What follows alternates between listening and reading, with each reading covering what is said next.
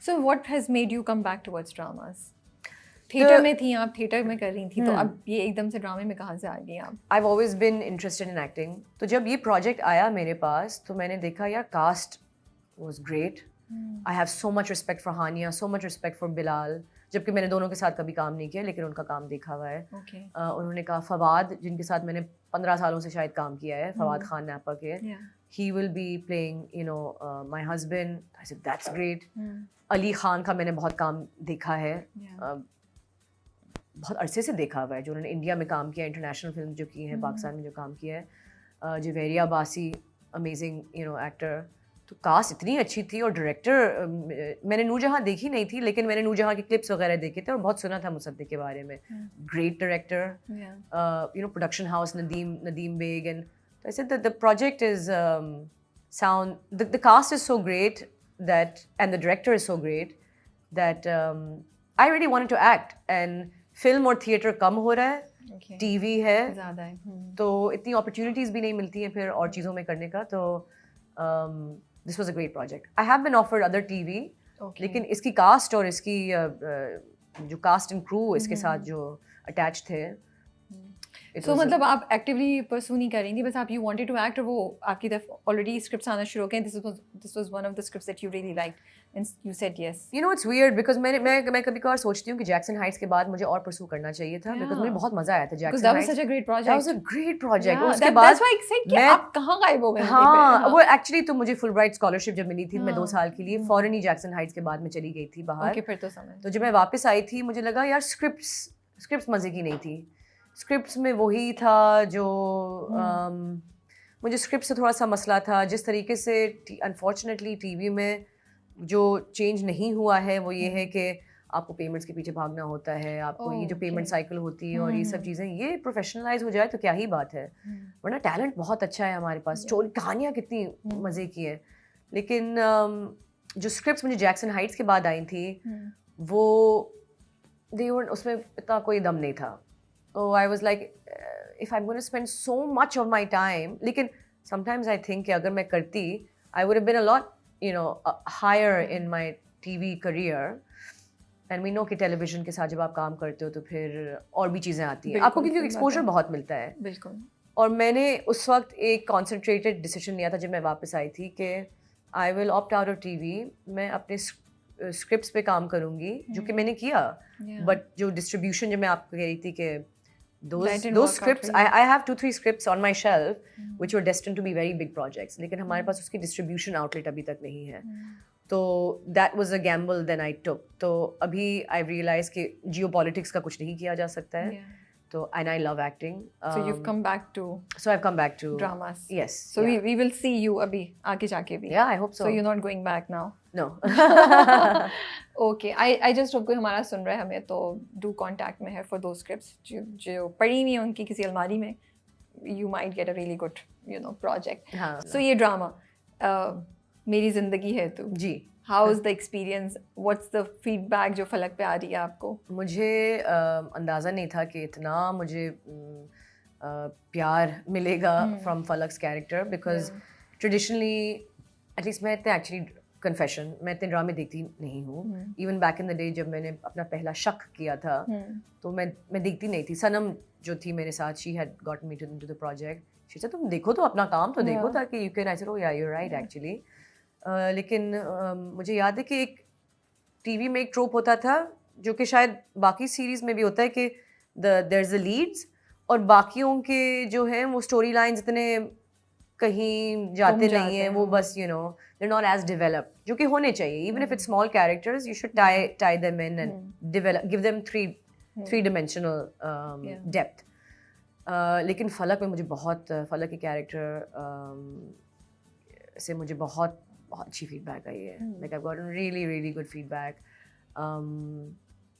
I think it's it's really gratifying. It's very जैसे कि मैं आपको बता रही थी कि इंडिया से बांग्लादेश से बाहर से तो पाकिस्तान से तो ऑब्वियसली लेकिन now when I read the comments I'm like वो बहुत डिटेल में भी लिखते हैं. yes. और जो मुझे सबसे ज़्यादा I'm not going to compliment myself लेकिन सबसे ज़्यादा जो feedback मिलती है natural. तो I was like okay I guess I did something right. ये बताइए क्या चीज़ थी आयरा की उसमें पूरे आयरा का जो एटीट्यूड था या आयरा की जो एक्शन थे, बिकॉज फलक ने पहले से उसको कहना शुरू कर दिया, ये आज की बात नहीं है, कुछ अरसे पहले से फलक ने कह दिया था कि तुम फोकस अपने उस पर दुश्मनी पे ही रखना, ये दिल में नहीं करना। मतलब वो उसको ऐसी लाइन फलक जो है ना बार बार दे रही थी जिस पर आयरा के एकदम से भड़क जाती थी कि तुम क्या बात करी हो, मैं अपनी मेरे पीछे पड़ा हुआ है, तुम पता नहीं क्या बातें करी हो। फलक को क्या ऐसा नजर आ रहा था आयरा के उसमें कि फलक कुड सी कि ये कहाँ जा सकता है, जिस डायरेक्शन में जा रहा है अभी ड्रामा। तो देयर आर सम इंडिकेशंस जो आयरा दे रही थी और हानिया ने उसको इतना क्यूटली और सटली और उसने जो उसके मैनरिज्म्स हैं जो उसने आयरा के बनाए हैं हानिया ने are very endearing and cute. तो एक बहन ही बहन की वो हरकतें पहचान सकती हैं कि जैसे उसका खिड़की में से देखना अच्छा वो नहीं आया है, या कभी कभार होपफुल वो एक होता है ना कि जैसे अभी जो कामयाब नहीं आया था मेरी मंगनी पे, तो वो जो एकदम से नहीं आया, अच्छा क्यों तुम so Ayra as the character and Hania embodying Ayra definitely gives hints to Falak कि शी इज डबल माइंडेड। तो वो फलक फिर पहचान लेती कि एक्सक्यूज मी कि तुम याद नहीं है कि पापा का पापा के रिटायर होने के बाद हमें क्लिनिक खोलना है और ये करना है वो करना है, like please stay on track.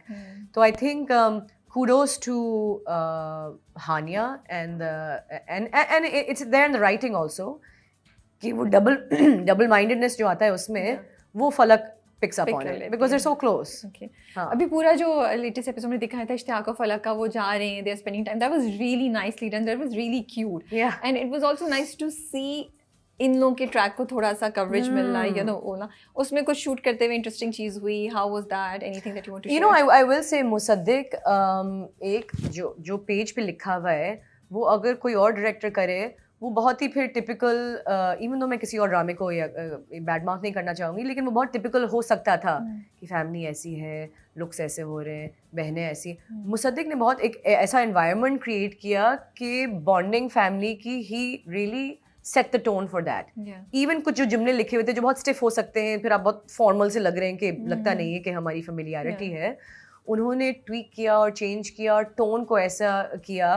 तो same with the Ishtiaq and Falak track कि because I guess he's just young and fresh and तो he was able to give us that environment कि हमने बॉन्डिंग चाहे मेरी फैमिली के साथ हो या इश्तियाक के साथ हो वो मज़े का हुआ, वो हम यंगर जनरेशन का वो एक fresh authenticity, no love letters romanticism के, वो आइसक्रीम खा रहे हैं, वो देख रहे हैं खिड़की में से बाहर, ऐसा कुछ नहीं है। It was very practical, they are spending time with each other and they getting to know each other. तो मुझे वो अच्छा लगा था। बिल्कुल बिल्कुल। बस जो क्लिफ्टन ब्रिज की दीवार पे आप लोग बैठे थे वो कैसे हुआ? How did you guys manage?